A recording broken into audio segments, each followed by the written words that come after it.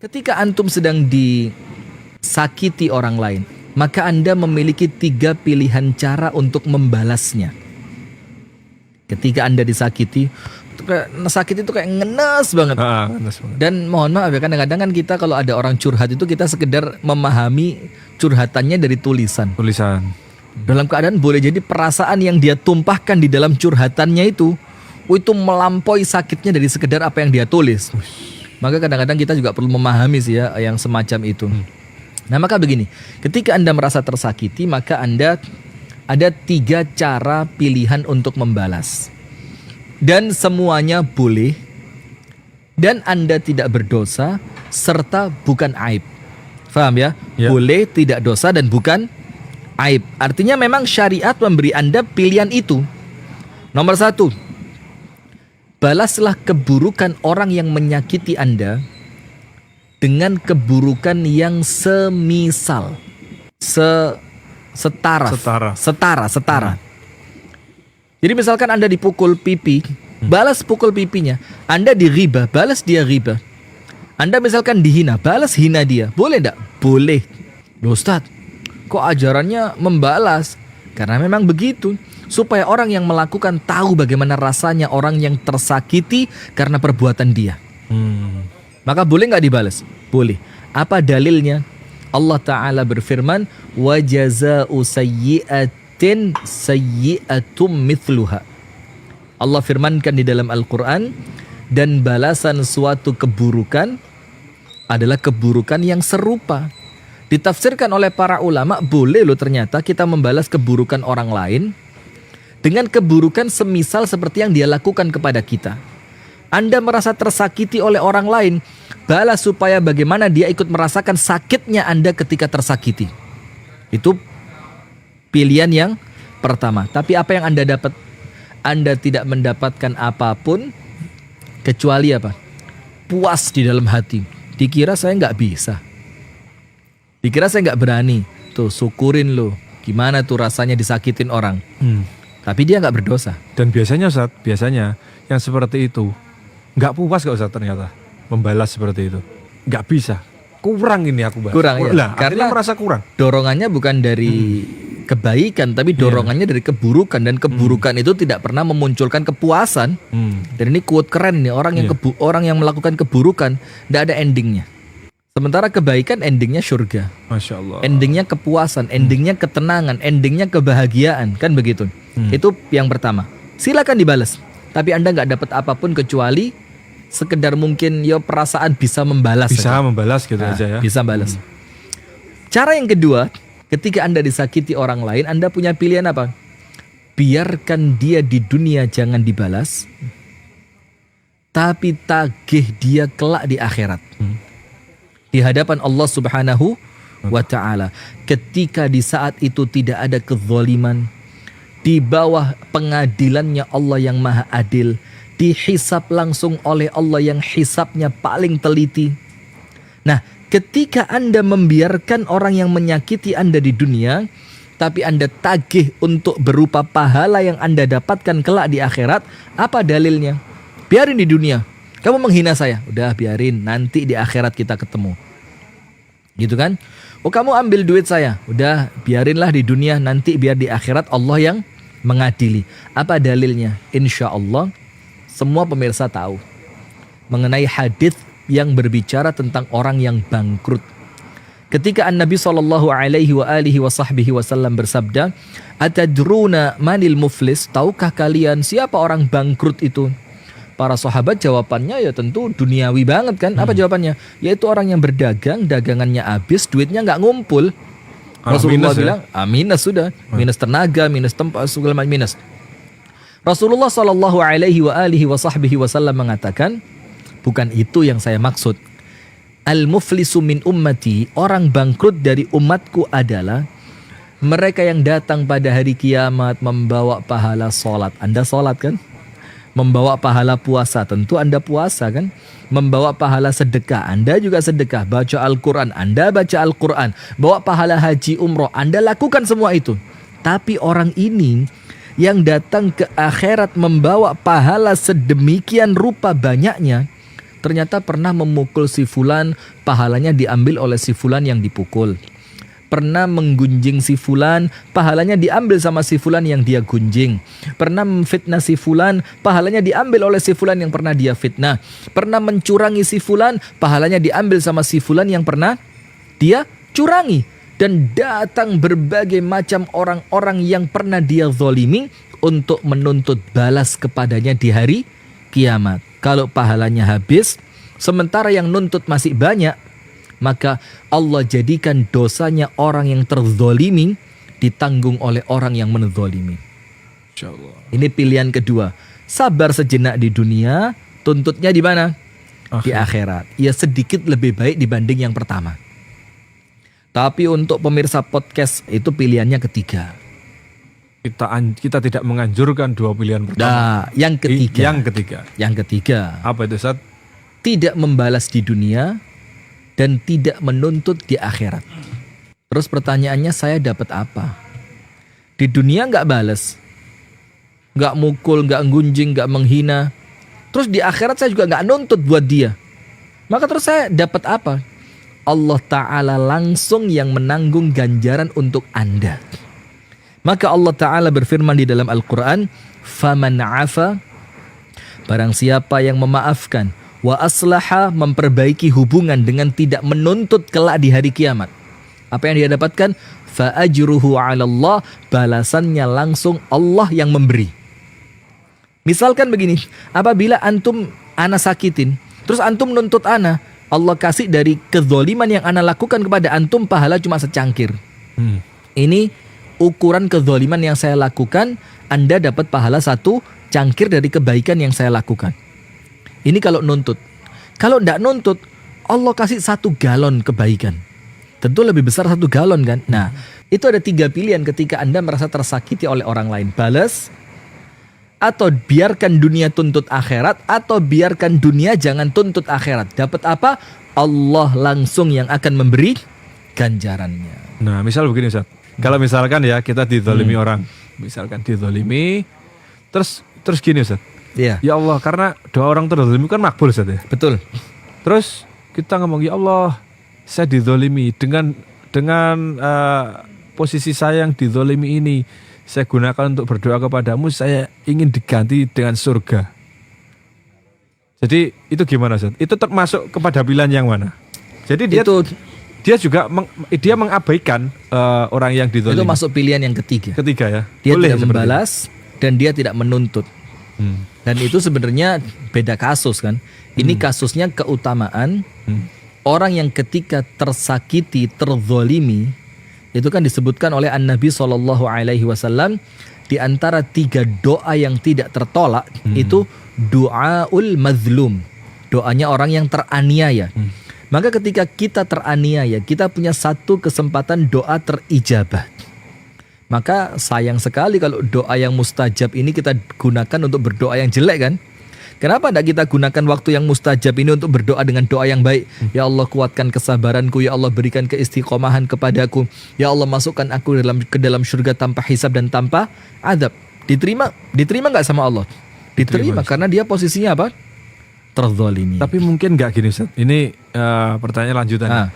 Kita mengabaikan orang yang menzalimi kita. Iya. Mungkin nggak ini? Ternyata orang ini juga karena tidak bertobat, akhirnya Allah juga tetap menghukum. Tapi kita udah dapat doa yang baik gitu. Bisa mungkin jadi. Karena begini, salah satu di antara dosa di dalam riwayat yang sahih yang Allah segerakan balasannya di dunia sebelum di akhirat itu kezaliman.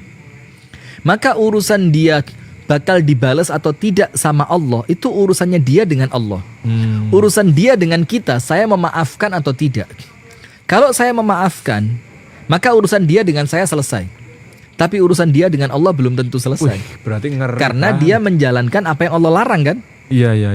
Nah, maka ketika tidak ada tobat, tidak ada penyesalan, tidak ada istighfar, tentu dia pasti akan mendapatkan balasan lain dari Allah Subhanahu wa ta'ala. Dengan kata lain, orang yang zalim itu dia sedang memiliki 2 dosa berarti, 2 kesalahan.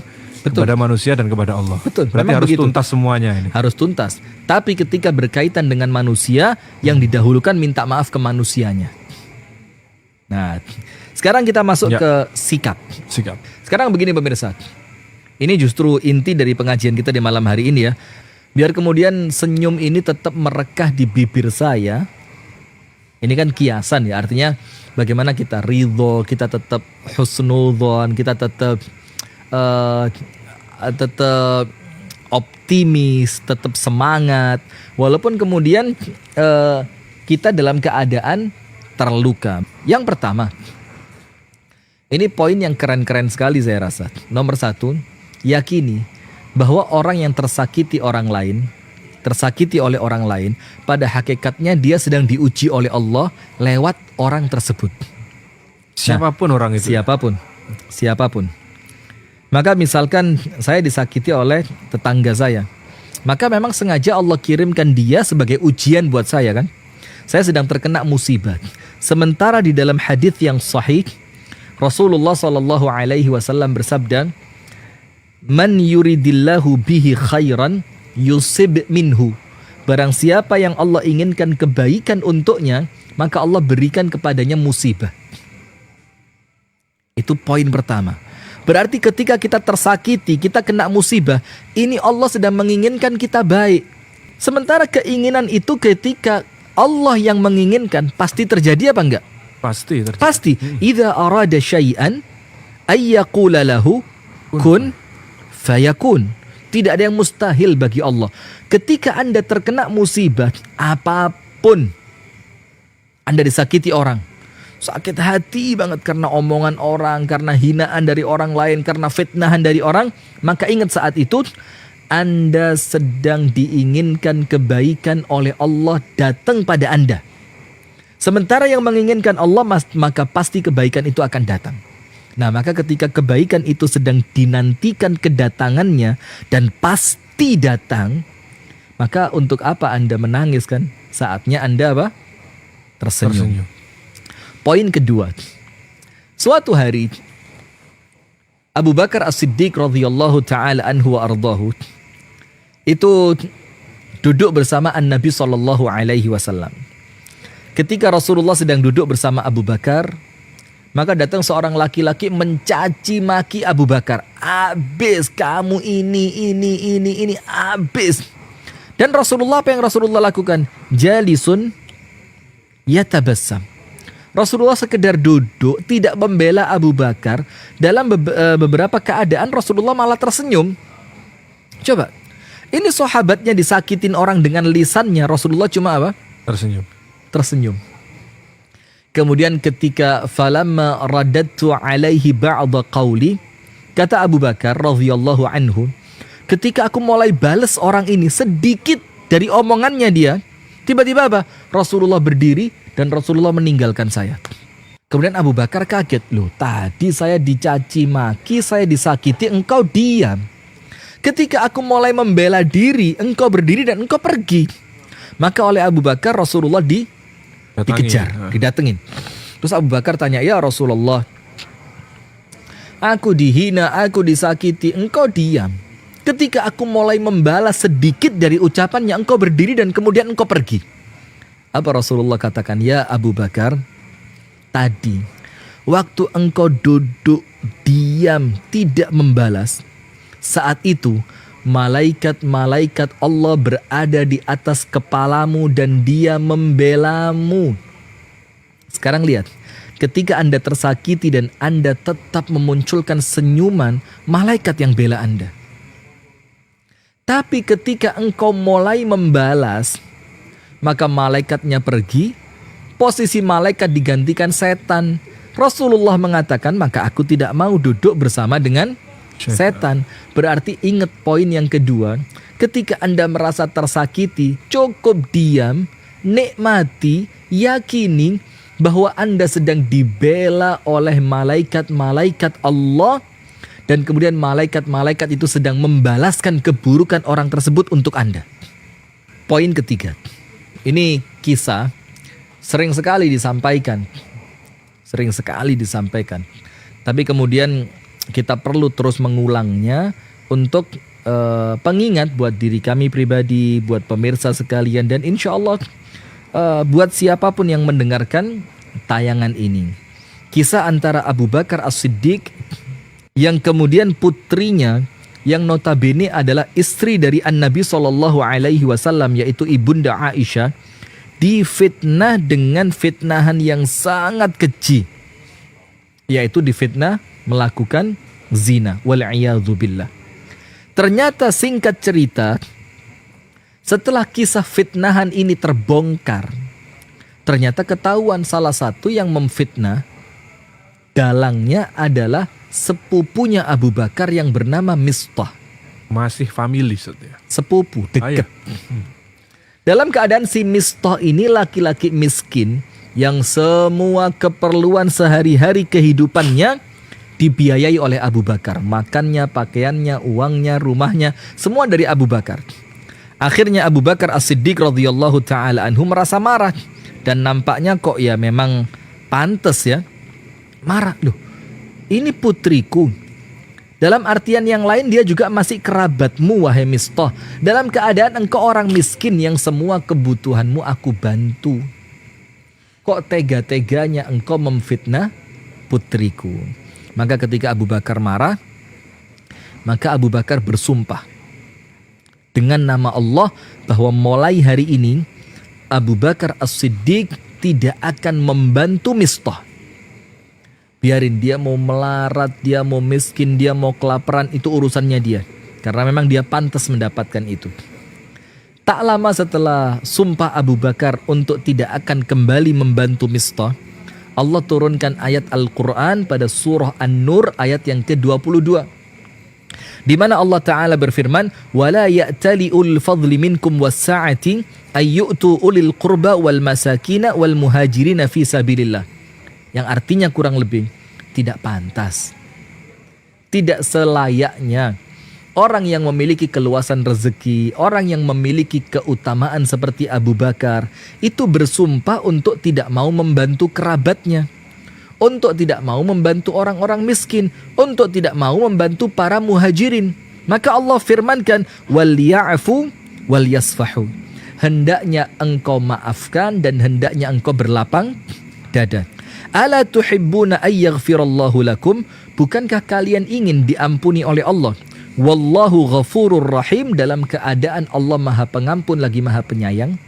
Nah, ayat ini Abu Bakar ngerti, ini ayat buat saya nih. Terus bagaimana? Berarti Allah menginginkan saya memaafkan Mistah. Saya berlapang dada atas apa yang Mistah lakukan yang itu menyakiti saya. Dengan jaminan apa? Allah akan berikan ampunan untuk saya.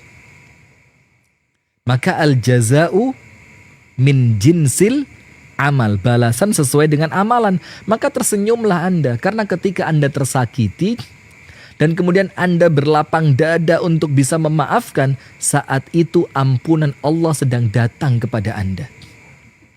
Yang terakhir, poin yang keempat, yaitu kisah dari kehidupan An-Nabi SAW ketika beliau SAW itu melakukan Fathu Makkah, pembebasan kembali kota Makkah. Dalam keadaan ketika Rasulullah di Makkah Al-Mukarramah, 13 tahun perjuangan awal Rasulullah disakiti, difitnah, dicaci maki, diboikot, dihina. Semua bentuk cacian, makian yang menyakitkan hati Rasulullah terima. Percobaan pembunuhan. Waduh, berkali-kali. Sampai puncaknya permusuhan kan, berusaha untuk dibunuh gitu. Tapi ketika Rasulullah kembali ke kota Makkah, dalam keadaan Rasulullah memiliki pasukan yang begitu besar, dan orang-orang kafir Quraisy di kota Makkah tidak memiliki kemampuan untuk melawan bahkan membela diri, dan Rasulullah mengumpulkan semua pasukan dan orang-orang kafir Quraisy di sekeliling Ka'bah, apa yang terjadi? Orang-orang Quraisy mulai ketakutan. Dia bilang, al-yaum yaumul malhamah. Hari ini kita bakal dibantai. Rasulullah bilang apa? La, tidak. Al-yaum, hari ini, yaumu marhamah.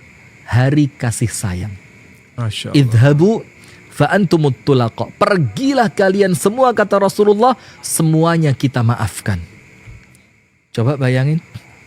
Artinya ketika kita masih berikhtiar untuk tetap senyum gitu dikala kita disakiti orang lain, maka pada hakikatnya kita sedang menjalani apa yang diajarkan oleh Nabi besar Muhammad sallallahu alaihi wasallam. Tanpa terasa kita sudah mendekati kembali dengan bulan yang penuh dengan kebaikan, bulan yang penuh dengan keberkahan, yaitu bulan Ramadan. Di mana pada bulan Ramadan salah satu di antara keutamaan yang disebutkan oleh para sahabat Nabi adalah Rasulullah sallallahu alaihi wasallam manusia yang paling dermawan, dan beliau semakin dermawan di bulan Ramadan, bahkan kedermawanan beliau itu diibaratkan seperti angin yang bertiup yang tidak ada perhitungannya sama sekali. Nah, maka kami mengajak kepada saudara sekalian untuk berbagi kebahagiaan di bulan Ramadan ini. Sehingga kebahagiaan yang kita akan berikan kepada orang-orang yang nampaknya kurang beruntung, mereka tersenyum gembira, Anda yang insya Allah akan memanen pahala dari kegembiraan mereka. Maka dari setiap 10.000